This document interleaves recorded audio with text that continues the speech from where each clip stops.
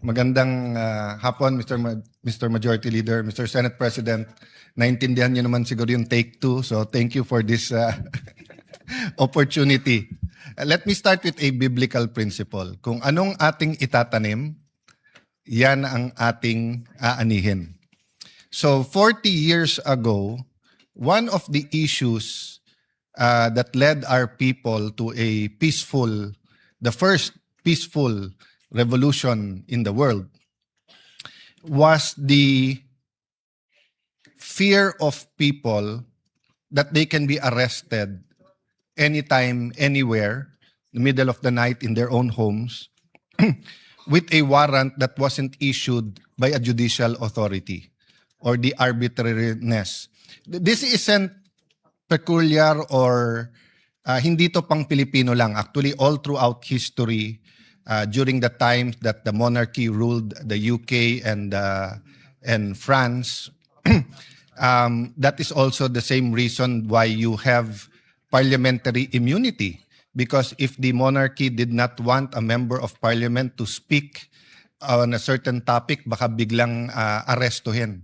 So over hundreds of years, na-develop ang check and balance of how the state will be empowered to arrest a person or search his person or his household or his business, while also protecting his basic right, his right to liberty, life and property, that cannot be deprived without due process of law. 40 years later, or 39 years later, last year, we faced this issue, but now because the world is now a global city, dahil interconnected na, nag-evolve na po ito.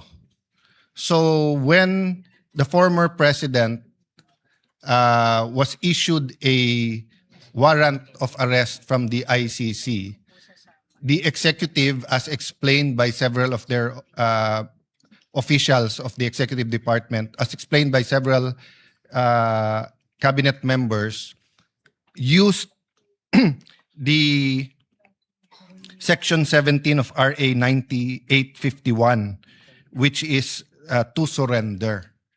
So this is not actually the topic directly of this resolution because this resolution is prospective.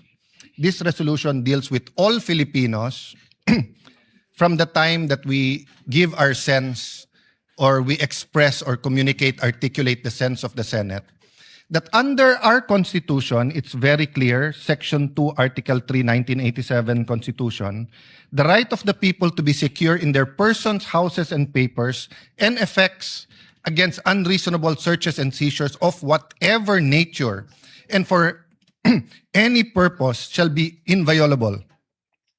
And no search warrant or warrant of arrest shall issue except upon probable cause to be determined personally by the judge after examination under oath or affirmation of the complainant and the witnesses he may produce, and particularly describing the place to be searched and the person or things to be seized. So, simple po, two parts po ito. Unreasonable search and seizure, inviolable, bawal. So, when is it not unreasonable? When a search warrant or a warrant of arrest is issued. And when can this be issued? One, only by a judge. And two, after that judge does examination under oath or affirmation of the complainant and the witnesses he may produce. I will not go to all of the jurisprudence because medyo rich na to, but all the lawyers in this hall and listening to us would agree that hindi ito simpleng bagay sa na inatas sa judge. All the jurisprudence will say that the judge has to personally determine. He has to look at the evidence. He has to examine it and believe that there is in fact probable cause. And probable cause, again, in two aspects. That there is a probability that the crime he is accused of was committed, and secondly, the probability that the accused, he himself or she himself, committed that crime. Now comes the problem. When you have an international warrant of arrest. So we have several treaties that deals with, excuse me, sir, that deals with extradition. Diyan medyo klaro. Bakit? Nakalagay dito, transmittal, then yung arrest nung Pilipino, pero katulad po na nakita natin kay Congressman Jimenez, hindi po ba, na may proseso yung extradition, yung warrant of arrest, dadaan sa mga korte natin, and available ang korte sa kahit sinong Pilipino na naghahanap ng remedy doon. So ang problema po natin, ang interpretation ngayon ng Executive Department sa Section 17, RA 9851, ay basta't na lang pwedeng ibigay or ipadala. At kung sila'y nagmamadali o medyo paspas at isakay na sa eroplano, walang reasonable time na tumakbo sa korte. If you look at exactly the same situation in the United Kingdom, tignan nyo po sa United Kingdom, kapag ka po arrest procedure, ICC request for arrest submitted to the Secretary of State. Transmittal of the ICC request by the Secretary of State to the appropriate judicial officer. The appropriate judicial officer to issue a warrant of arrest, provisional warrant, arrest by domestic law, the arrested person shall be brought before a competent court as soon as possible. And as arrested person may apply for bail. Tignan nyo po dun sa surrender. Sa UK po, pag sinurrender, the competent court shall issue a delivery order for the arrested person to be delivered to the custody of ICC. In deciding to issue a delivery order, the court shall consider, among others, the person was lawfully arrested in pursuance of the warrant and whether his rights has been respected. So take note, Mr. President, dear colleagues, parating tinitignan yung karapatan ng akusado. The arrest person may ask for a review of the delivery order to waive his right to such a review. An arrested person may consent to be delivered up to into the custody of ICC. So kung ayaw niya pumunta na ng korte at siya sinusurrender niya sarili niya, pwede po. Then the competent court may refuse to make a delivery order and demand the person arrested notifying the Secretary of State of its decision and grounds therefore.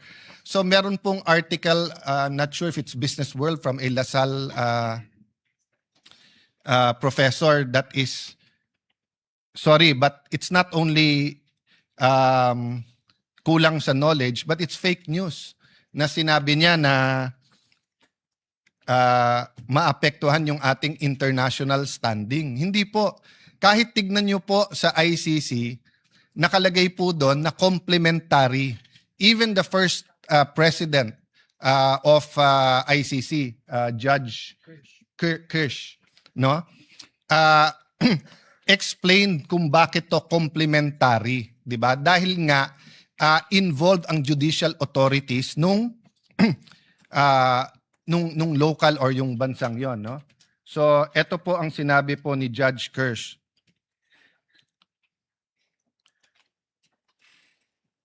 The statute of the ICC is a two-pillar system, a judicial pillar represented by the court and enforcement pillar represented by the states, which undertake a legal obligation to cooperate with the court through statute.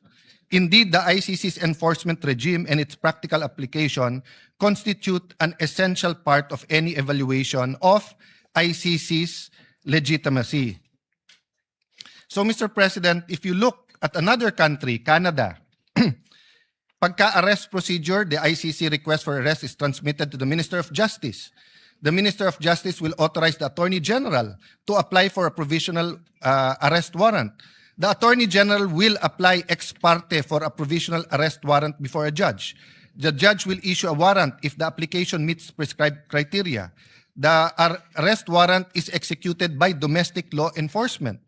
The person arrested under provisional warrant may be granted provisional liberty based on judicial interim release order. Mr. President, what about surrender?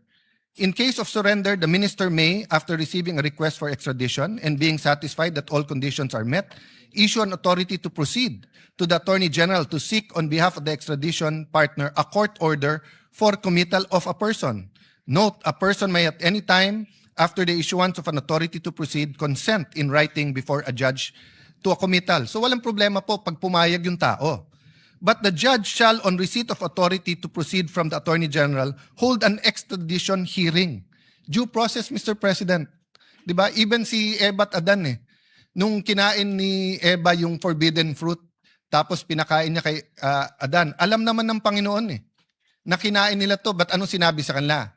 Adam and Eve, diba? Why are you hiding? So if you read Genesis, nandyan yung essence ng due process, tatanungin mo muna. Because there might be issues that we do not know and will become moot and academic if you just put a Filipino on a plane and send him abroad. I mean, all of us here agree. Pagdating sa West Philippine Sea, not a single inch of territory, hindi natin pamimigay. Atin ito. Sana naman po pagdating sa kapwa Pilipino, ganun din. Atin to. Kababayan natin to. Tao to. No? Hindi dapat basta't sinosurrender sa kahit sabihin mong meron po tayong treaty. At pag tinignan mo po yung treaty na yun mismo, nire-recognize ang ating judicial authorities. Baka sabihin po natin, well, Canada at UK yan. Well, ang sagot ko po doon, bakit po ibaba ang rules pag Amerika, pag UK, pag Canada? So let's go to a somewhere nearer, South Korea. Sa South Korea po, the ICC makes a request for extradition to the Korean Minister of Foreign Affairs to diplomatic channels. The Minister of Justice reviews whether the extradition request complies with the act of the extradition treaty and may either order the Chief Prosecutor of Seoul High Prosecutor's Office to assign a prosecutor to request the court's judicial review on the extradition, or choose not to order the request based on grounds to refuse extradition or other reasons minister considers appropriate to refuse extradition. Hindi ko na po babasahin dahil medyo mahaba, pero yung essence po ay nasa judicial authorities pa rin nila. Ganun din po sa surrender. Based on the court order, the Minister of Justice may make the final decision to release or extradite the requested person. So, Mr. President, ano po gagawin natin lahat kung bukas, February 26, ang headline sa lahat ng dyaryo natin, 25 PNP generals, 25 AFP generals, members of the Communist Party of the Philippines, several media practitioners and editors, several congressmen, senators, cabinet members, God forbid, the President of the Republic of the Philippines, ay na-issuean ng ICC. And bigla na lang kukunin, isasakay sa airplano. And sasabihin nyo, sir, hindi, umalis na kasi tayo sa Rome Statute. Hindi po. During the time na valid ang Rome Statute, nagkaroon po tayo niyan ng communist insurgency. So although the last few decades wala tayong nababalitaan na mass grave, paano kung biglang may magpakita na may mass grave dyan at tinuro yung iba sa kanila? Pwede na lang silang damputin at dalhin sa Hague? O paano yung Marawi? Paano kung meron na video na dun sa bombahan tapos sinabi civilian to, hindi ito military target. Hindi nila pinakita na may nagtatagong mga rebelde dun sa school na yon, na bomba yung school na yon. Nag-issue yung ICC. Papayag tayong arestuhin na lang basta-basta ang ating mga men and women in uniform, ang ating mga senador, ang ating congressmen?